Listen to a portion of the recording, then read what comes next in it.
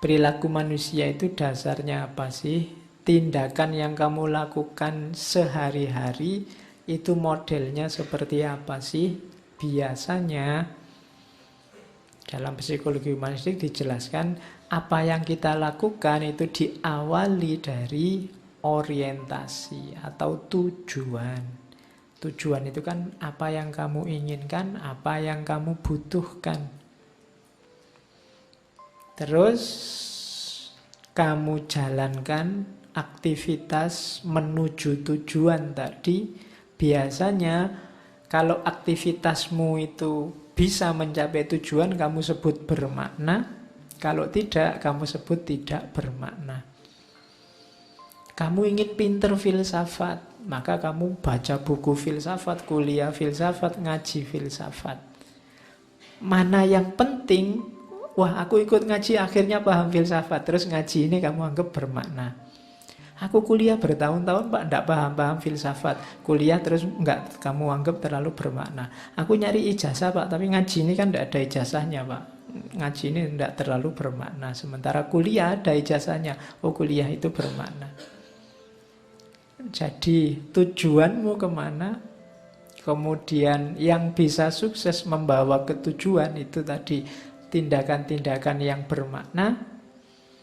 Biasanya terus kalau sukses yang lahir apa? Kepuasan, kelegaan.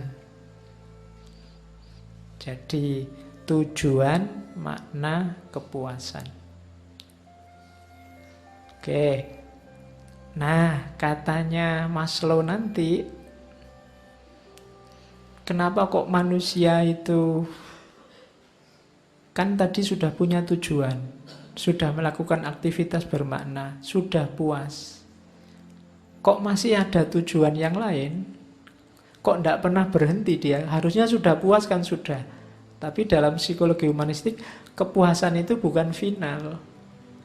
Karena kepuasan itu yang tadi harusnya titik akhir, pada akhirnya jadi titik awal. Kamu kuliah ngejar-ngejar dapat ijazah. Begitu ijazah kamu dapat, kamu kan puas. Tapi kepuasanmu dapat ijazah, ini titik awal untuk apa targetmu selanjutnya dengan kamu sekarang pegang ijazah. Kan itu. Jadi hasilmu sekarang itu jadi dasar kamu menarget ke depan. Tadi kamu kan belajar filsafat, ingin ngerti filsafat. Begitu paham filsafat, kamu kan lega. Alhamdulillah paham saya sekarang Pak. Kalau manusia kan nggak selesai di situ. Setelah kamu paham, kepahamanmu ini kan jadi modal. Selanjutnya kamu mancang target. Selanjutnya saya ngincer jadi dosen Pak, misalnya. Atau ngelamar PNS Pak, dengan bekal ngerti filsafat ini. Loh, iya kan. Kalau diterima. Oke, ya. Jadi kalau dosen filsafat banyak loh formasinya. Yang tidak ada itu filosof. Tidak ada, dicari filosof ngono ndak ono. Kamu nyari iklan di mana-mana ndak ada. Kalau dosen filsafat masih ada. Jadi targetmu apa? Kamu tuju, berhasil, kamu puas, tapi terus kamu bikin target baru. Ini perilaku manusia itu selalu begini. Jadi coba dicek ya, kita sekarang mengurai aktivitas kita sehari-hari selama ini. Itu yang kenapa kamu gelisah terus, kenapa kamu sumpek terus dalam hidupmu. Mungkin kamu kesulitan mengurai ini. Kan banyak orang kritik, alah seneng-seneng setelah lulus wisuda sumpek lagi loh. Loh memang fitrahnya manusia begitu. Bukan berarti wisuda itu tidak berarti. Wisuda itu berarti. Tapi kan setelah wisuda kamu punya target baru. Dulu memang targetmu wisuda, sekarang enggak, targetmu beda lagi.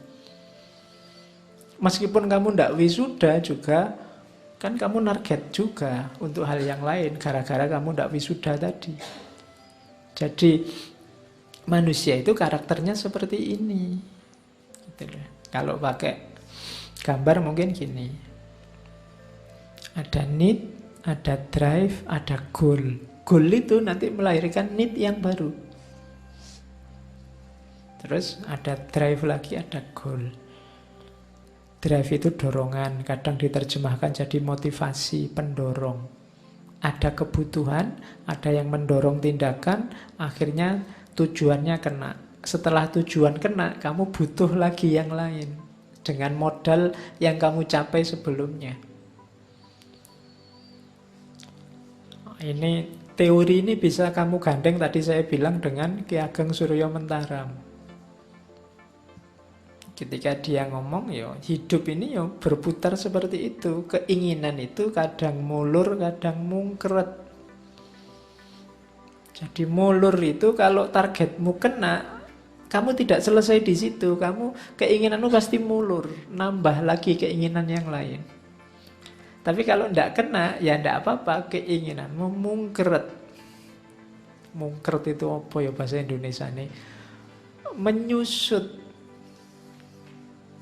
Kalau kena, mengembang. Nah, mulur dan mungkret itu menyusut dan mengembang. Tapi menyusut ini bukan berarti nyerah. Kenapa? Karena kamu akan target lagi. Gitu loh. Ketika kamu target lagi, mulur lagi. Jadi hidupmu itu sebenarnya terminal-terminal dari keinginanmu yang terpenuhi atau tidak. Ketika terpenuhi, kamu nambah lagi keinginan yang baru.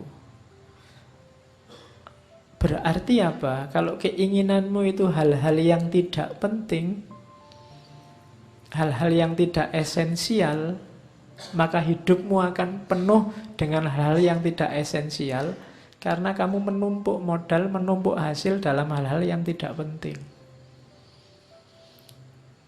Maka hati-hati. Maka orang itu begitu dia nyeleweng, tambah lama tambah nyeleweng. Kenapa? Modalnya modal sudah menyimpang sejak awal.